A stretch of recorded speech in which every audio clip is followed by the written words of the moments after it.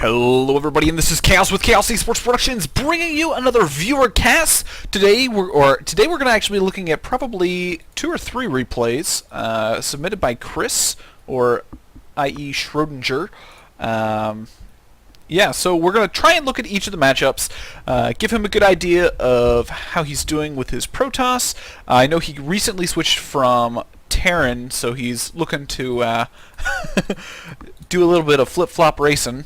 But yeah, so we're going to look at each matchup, kind of give him a little bit of input as far as how he's doing, what things he should be looking for as far as improvement, and so on and so forth. So yeah, we're going to go ahead and get right into this. Now we're going to start out with a PvZ, which in my opinion is my favorite matchup, because it just is absolutely hilariously awesome when you get to the late game. So yeah, so I'm going to go through this replay relatively quickly because there are a couple really key things that happened early on that I want to point out before we go, too in depth with the build and things of that nature. So we are going to notice that our player is going for 2 hatch before pool. Now, this is a very, very greedy build and can easily be punished by a gateway opening, which Schrodinger has chosen to do. He has chosen to go for 2 gas, which is okay if you're going for like a Stargate or a really fast DT type play, but overall I tend to play the matchup with 1 gas for a lot longer period of time. So now at this point this probe hasn't really done a whole lot for us. It's come in, it's taken a look, we have a full scout that the spawning pool's down, we've got an extractor, which means we probably are seeing early speed, but we don't really have any other information. That's pretty much all that probe has done for us. So we'll go ahead and slow it down a little bit now. We're going to be getting out a Zealot and a Sentry, which I think is okay, especially in Silver League when, the pool's not out yet, so you're pretty safe for a little while. And now we see 3 more gates go down. Now, I'm okay with this just because your opponent went for an early 3 hatch as opposed to getting his spawning pool down after the first hatch. But when you're going to go for a 4 gate, you have to use it. You can't just sit back at home and hope that you don't die to something stupid. As we can see, the probe is still kind of chilling out over here. Actually, does that stay there the entire game? I mean, he doesn't see it. We're going to have to keep an eye on that, because that might be interesting. Anyway, so he's going to come do a little bit of harassment with these lings, and basically you're just waiting for your warp gate to get up. Now, one thing that I would suggest is, at this point, rather than build units, cancel like 2 of these zealots. Go ahead and expand. You haven't scouted whether or not your opponent's expanded, but 9 times out of 10 he's going to have already taken an expansion by now. And his 3rd is either down or on the way. So definitely want to be taking a relatively earlier expansion. PvZ in general is a matchup that is very heavily based on how many bases you have comparison to the Zerg player. If the Zerg player is 2 bases ahead of you, you're going to be very behind the entire game, and that's not a good place to be. So, Warp Gate research is going to be finishing up here. Going to be getting those out. Just out of curiosity, okay, 8 PM is still marginal, which is fine for the lower leagues. I really don't expect it to get higher than even 100 until high gold, even platinum. So, opponent's basically kind of doing whatever.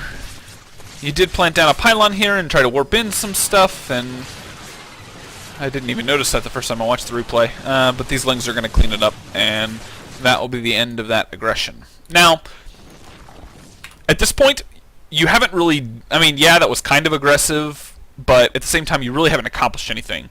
If you look at the units lost tab, you can see that you've lost more resources than he has, and you're just not in a very good position. What I would have preferred to have seen is a little bit more scouting. The one thing that I do is at the 6-minute mark, check your opponent's third. If your opponent's taking a third, he's playing a little bit more passive and trying to get his economy up as quickly as possible. And if you let him do that, it's a snowball effect, and you'll just be behind for a significantly longer time than if you harass it and potentially take it out. What I like to do is, once I scout whether or not the third is down, if the third is down, I immediately plant down like a proxy pylon over in this area and go for a very aggressive assault on this base. If this base can get taken out, that's 300 minerals that he's wasted in a base, and then obviously he has to rebuild it, and it loses all the mining time off of this third. So that's just kind of what I tend to do in this matchup. Now, it looks like you're finally looking to take an expansion, which is good. You are a little oversaturated in the main. Optimization of probes on minerals is roughly around 16 probes as opposed to 24. I tend to go for 18 at the most, but that's just in case we've got this situation where you've got 2 guys in gas as opposed to 3, so that way once you get to 18 you can throw 1 of each, and then that puts optimum saturation all across the board. But in general, keeping probe production in the lower leagues is generally okay. So I'm not gonna futz about that too terribly much. So, getting your expansion up, getting things moving. Now, at this point, you really haven't done a whole lot of damage, like I mentioned before, and your opponent's going to be starting to put on a little bit of pressure himself now. If you look at the units tab, he's got 13 larvae, so he still hasn't been quite hitting his injects perfectly, but still, he's got pretty good saturation on his third, pretty good okay saturation on his natural, and full saturation in the main. So his economy is doing a heck of a lot better than yours are, since he's roughly on 2.5 bases worth of saturation. So looks like he's going to finally start and put on some pressure. You're transferring down some probes to the appropriate amount, which is good. At this point, you should probably transfer this down to your natural and then start getting up gases. Looks like you did forget the rally on your natural, just small things. We'll go ahead and slow it down for this small engagement, see how it goes. Zealots are doing their job, taking out the Lings. Good time warp. And overall, you did a fair amount of damage. And now, once your opponent gets out of this time warp, I don't think pursuing this is that advantageous, because he's only going to be able to pick off all your zealots, which are your tanks, and the less tanks you have for later engagements, the more one-sided they become. So probably would have disengaged after they had all gotten out of the time warp. Still need to fix this rally. You are getting charged, which is great, but you lost 90% of your zealots from continuing that attack, so Blink might have been more preferred at this point. You are starting to get more zealots.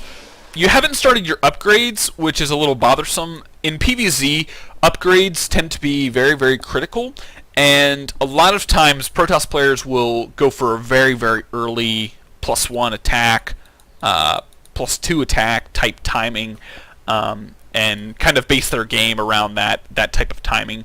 So not having the Forge is kind of a big mistake, just because Zerg players tend to go for a double Evo and get double upgrades really, really fast. So, I mean, if we look at the Zerg, he's got Carapace, and then he's also got +1 range attack. So he's definitely looking to play more of a Roach Hydra plus Spire. I don't know. That to me is a not the best choice, because he doesn't have a whole lot of gas. But minor details.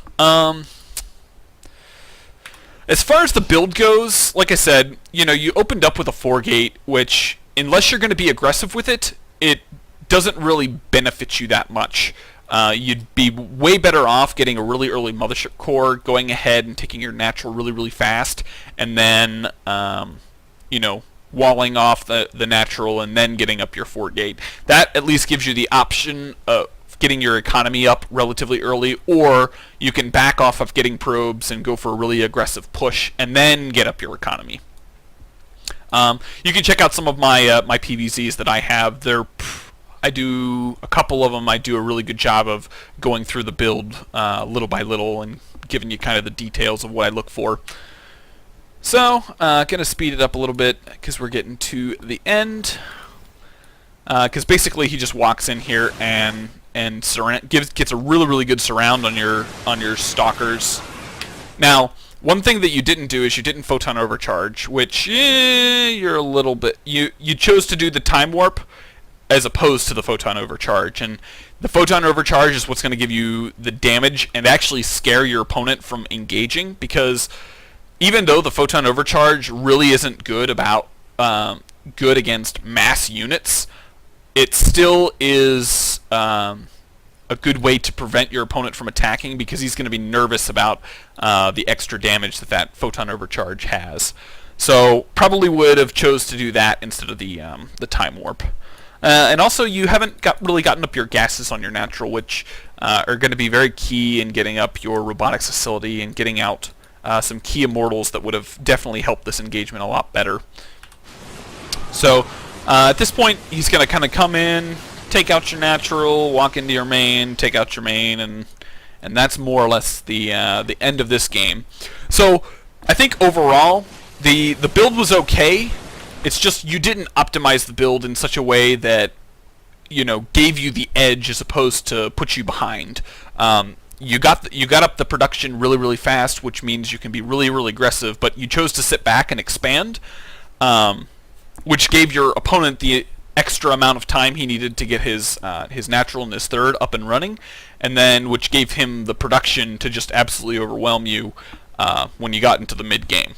So I hope you enjoyed this little recap of your replay. Feel free to leave any comments and any questions down in the comments.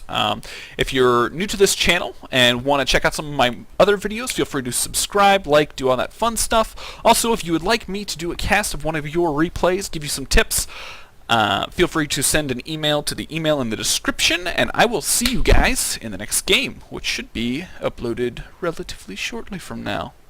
So I will see you then.